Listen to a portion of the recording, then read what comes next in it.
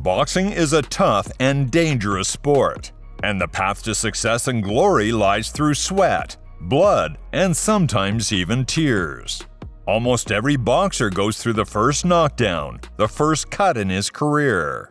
Boxing is a sport for the strong in spirit and body, but the strongest blows are often not experienced by a person in the ring surrounded by ropes. They were given by life itself.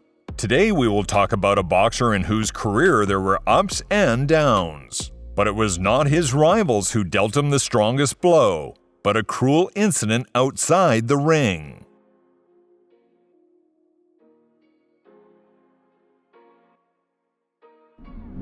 Paul Williams began his career in professional boxing in July 2000, 6 days before his 19th birthday.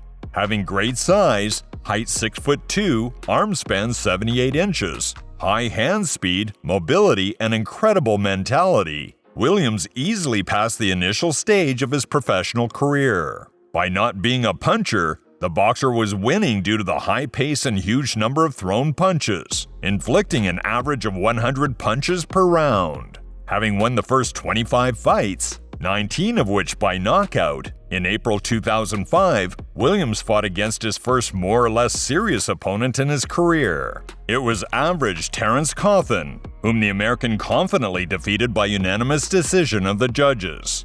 Terence was a good boxer. It was an invaluable experience. I proved that I can box at a high level, Williams said in an interview. Having easily won the next 3 fights, in May 2006, Paul entered a dangerous clash with undefeated Argentine Walter Dario Matisse, who ended 24 out of 25 fights by knockout. The fight against the Latin American puncher was a really difficult test for the 24-year-old Paul, and at the beginning of the fight he had to go through a lot of unpleasant moments. Having shown resilience and character, Williams withstood the onslaught of the opponent, and over the course of the rounds, he seized the initiative back. A bright and spectacular confrontation ended in the 10th round, when the referee stopped the fight, saving the health of Matisse, who was being beaten at the ropes.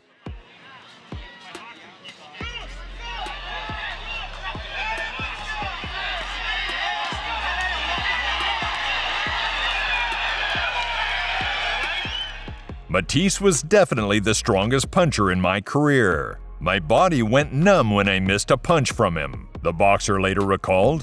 In August 2006, the young boxer faced another test, in the person of former world champion Sharmba Mitchell. Significantly superior to the veteran in speed, size, and performance, Williams did not leave him the slightest chance of winning. The fight ended in the 4th round, when, after the 4th knockdown, Mitchell did not have the time to get up before the end of the referee's countdown. Not so sure about that, but I tell you what, he's excited to watch, no doubt. Paul Williams knocks down Sharmba Mitchell for the 4th time in the fight, and this might be it. It isn't. It took Mayweather 6 rounds. He used the jab well. This is an especially important blow when you're bigger than your opponent in size. And Paul was much bigger than me, the veteran said in an interview. On July 14, 2007, Williams received a shot at the WBO welterweight title.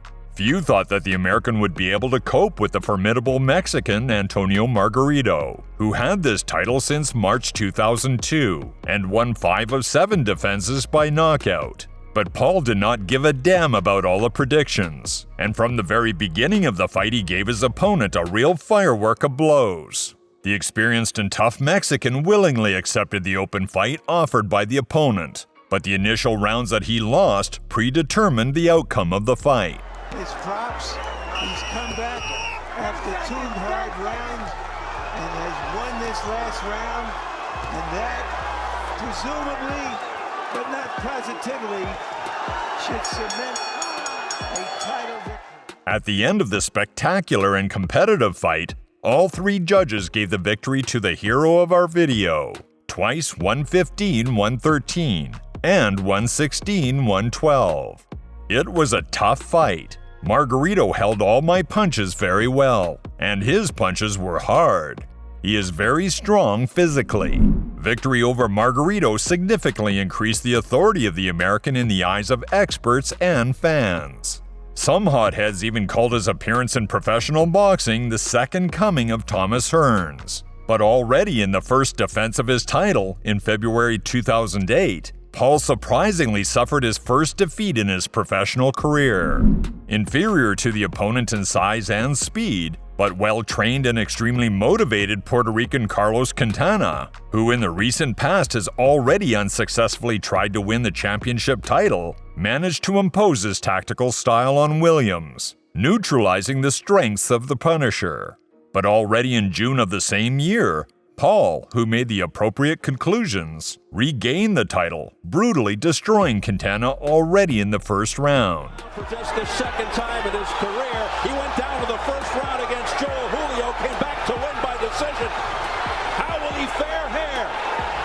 What a reversal of fortune, another left lands. Quintana's in trouble. Claudio steps in. The fight is over. What a bounce back by Paul Williams, who recaptures the title in emphatic fashion.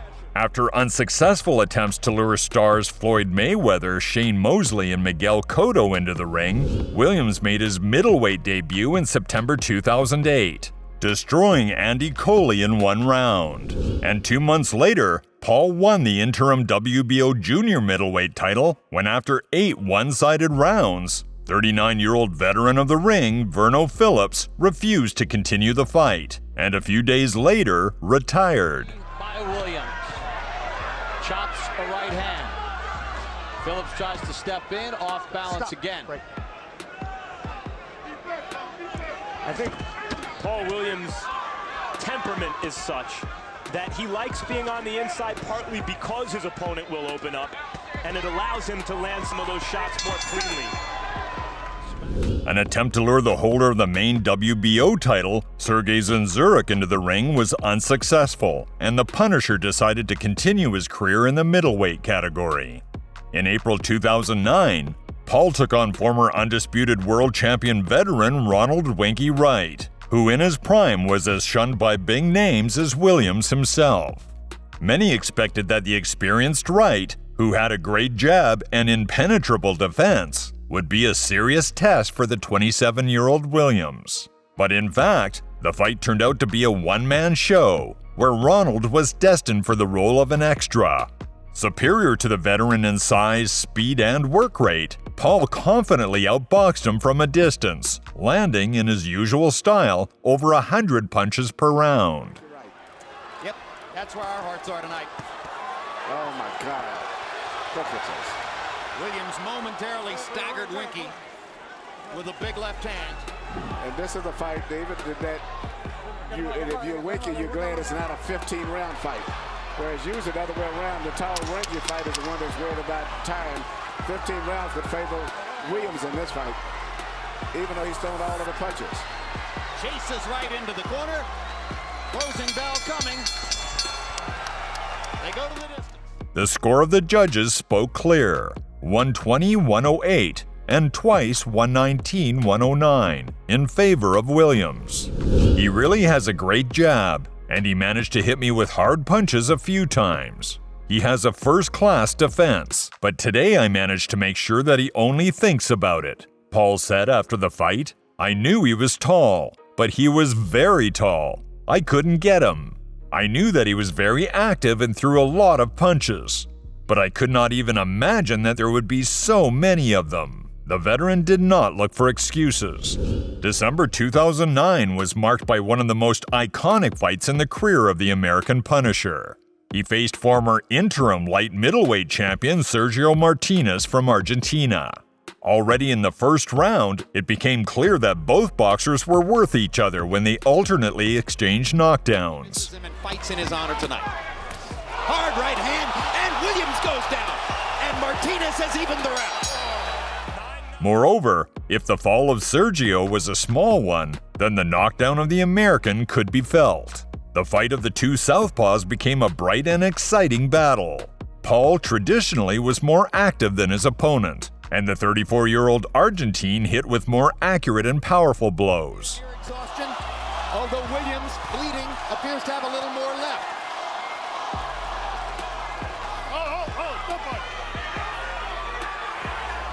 This fight has been dramatic from the first round when both guys went down, and the 12th and final round is still up in the air. The same way they started is the way they're finishing up.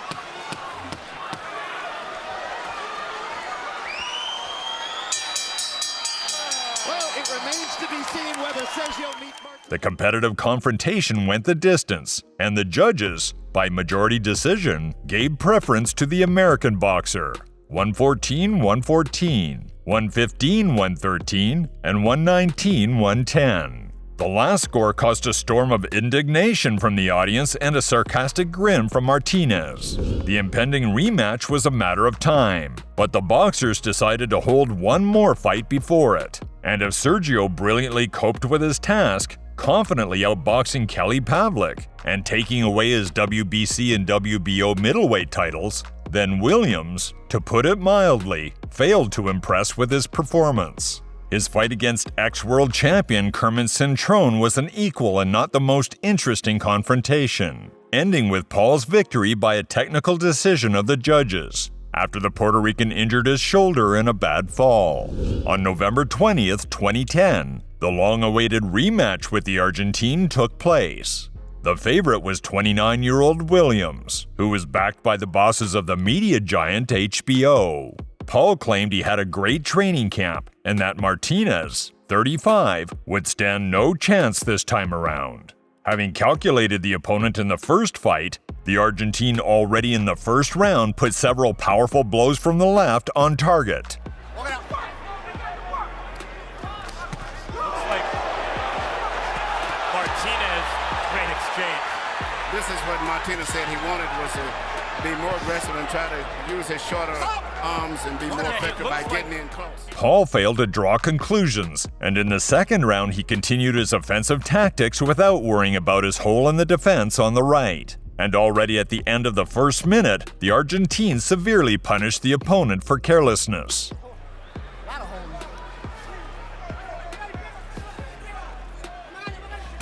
Good left hand, and down goes Williams.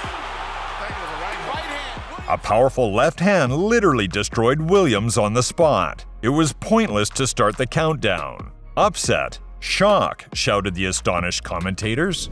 He was an elusive fighter, and he is the only one who managed to knock me out. Perhaps Sergio is the strongest opponent in my career, Paul later said. The boxer decided to return to the light middleweight category, but there was no bright comeback. A fight with the future world champion Cuban Erislandy Lara in July 2011 was a stylistic nightmare for Williams. Having neutralized Williams' superiority in size and work rate, Lara now and then hit accurate punches on target, using the tactics of Sergio Martinez. But Max said he was a little small on the backside earlier. So I guess it's kind of evident now.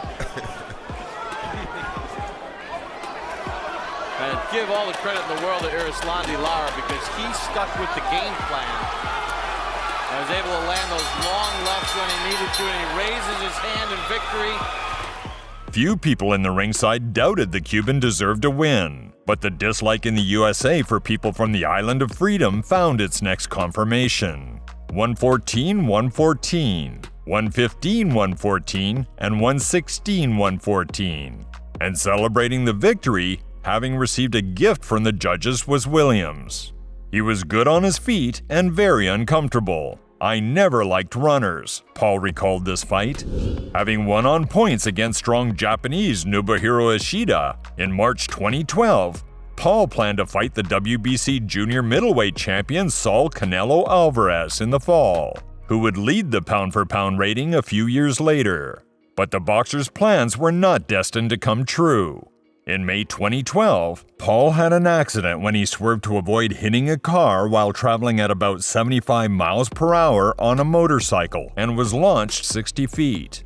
A severe spinal injury left Paul unable to move, and as of 2023, he is still confined to a wheelchair. Williams did not lose heart. In 2016, he took up coaching. Several promising boxers train in his gym. The ex-champion himself is full of optimism and hopes that he will be able to get back on his feet.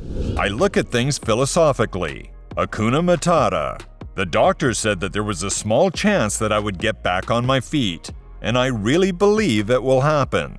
Whether I am walking or not walking, my game ain't over until the Lord takes my life, Paul said in an interview. From myself, I just want to wish Williams good health and that he gets back on his feet in the very near future.